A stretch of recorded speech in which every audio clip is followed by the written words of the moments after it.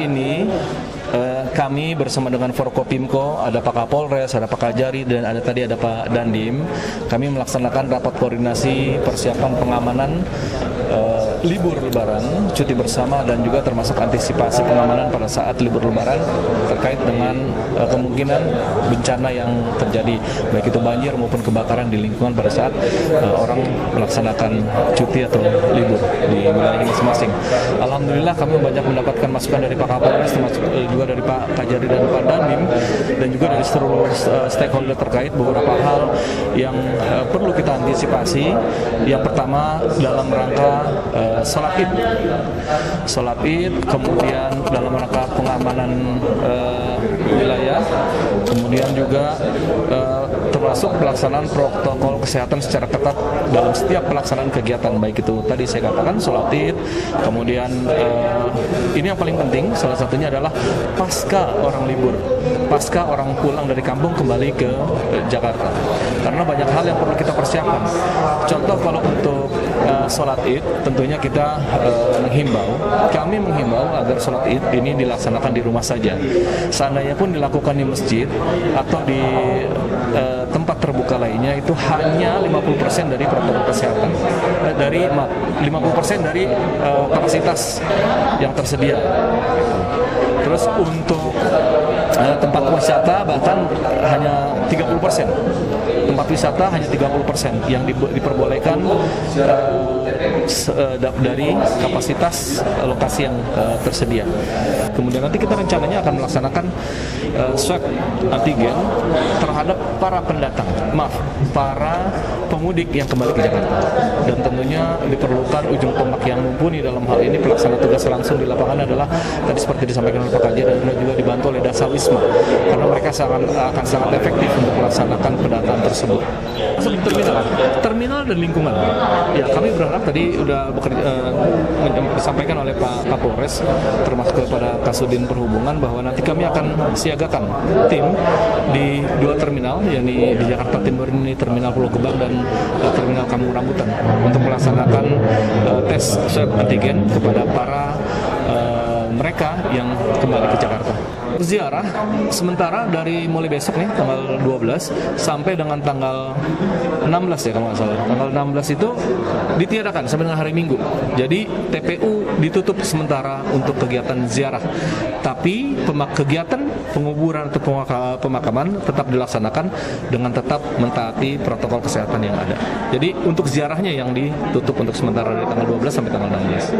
Tentunya kami berharap warga mematuhi apa yang sudah ditentukan oleh pemerintah. Semua mata seperti yang disampaikan oleh Pak Kapolres dan Pak Kajari, kita semua ini demi kebaikan bersama kok.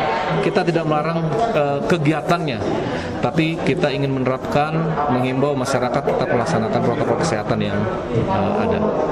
Tadi sudah dijelaskan oleh Pak Wakil Wali Kota terkait dengan antisipasi baik meninggalkan dalam hal ini masyarakat yang mudik secara sembunyi-sembunyi tentunya karena sudah dilarang oleh pemerintah, dan antisipasi warga masyarakat yang akan kembali atau arus balik menuju Jakarta. Dari informasi yang kami terima, sudah ada 1.200.000 orang warga Jakarta yang meninggalkan wilayah Jakarta dengan menggunakan moda transportasi darat melewati stasiun dan bandara untuk kembali ke Jawa dan tempat-tempat lain. Tentu ini menjadi sesuatu hal yang sangat perlu diantisipasi terkait dengan pandemi COVID-19. Jakarta dengan laju penyebaran 9,9%, maka bisa dibayangkan ketika 1.200.000 tersebut kembali ke Jakarta, maka diperkirakan ada 120.000 yang terpapar COVID. Dengan deret ukur tentu akan dikalikan 3, sehingga penyebarannya akan sangat masif dan sangat cepat. Tentu kita tidak berharap yang terjadi di India terjadi di Indonesia, terutama di Jakarta. Oleh sebab itu, TNI Polri bersama pemerintah daerah didukung dengan unsur-unsur masyarakat akan melakukan kegiatan-kegiatan di lingkungan maupun di kawasan di dalam melakukan utamanya pencegahan penyebaran virus COVID dengan melakukan 3T, ya. Testing, tracing, treatment secara masif di lokasi-lokasi yang ditengarai menjadi tempat kembalinya para pemudik.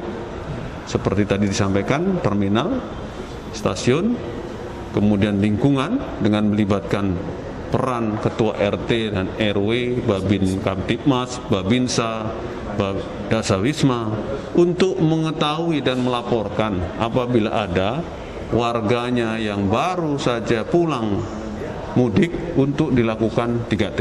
Ya, itu langkah antisipasinya. Kalau takbir keliling jelas dilarang. Kepolisian nanti bekerja sama dengan TNI dan unsur pemerintah daerah dalam hal ini Satpol PP akan melakukan penegakan hukum kepada yang melakukan takbir keliling karena sudah dinyatakan tidak diperbolehkan. Sehingga nanti tentu kami menghimbau masyarakat tidak mencoba-coba. Kalaupun takbir, lakukan secara virtual atau melalui masjid dengan aturan peserta takbir di masjid maksimal 10% dari kapasitas masjid itu sendiri. Sedangkan untuk antisipasi gangguan Kamtibmas lain, tawuran, balap liar, pencurian dengan kekerasan dan sebagainya, kami akan melakukan patroli-patroli skala besar dan penegakan hukum yang tegas untuk membuat efek jera agar tidak ada yang melakukannya. Walaupun tadi sudah saya sampaikan juga bahwa dalam pandemi ini memang sifatnya adalah pemerintah tentu membuat suatu norma-norma baru. Norma-norma baru itu dikaitkan mungkin akan merubah kebiasaan, pola hidup, dinamika sosial yang ada di masyarakat. Tetapi norma-norma baru dari pemerintah itu tujuannya adalah ya kelangsungan kebersamaan dan kesehatan seluruh warga masyarakat yang memang menjadi tanggung jawab pemerintah. Nah, norma-norma baru tersebut ya selama ini mungkin tentu ada namanya norma, pasti ada yang sesuatu yang dilanggar itu secara hukum tentu ada sanksinya. Selama ini sanksi-sanksi ini ya kita menerapkan masih sifatnya sanksi, masih melakukan suatu tindakan-tindakan persuasif, sehingga diharapkan dengan persuasif itu teredukasi masyarakat sehingga norma-norma ini tanpa ada suatu tindakan represif terpatuhi.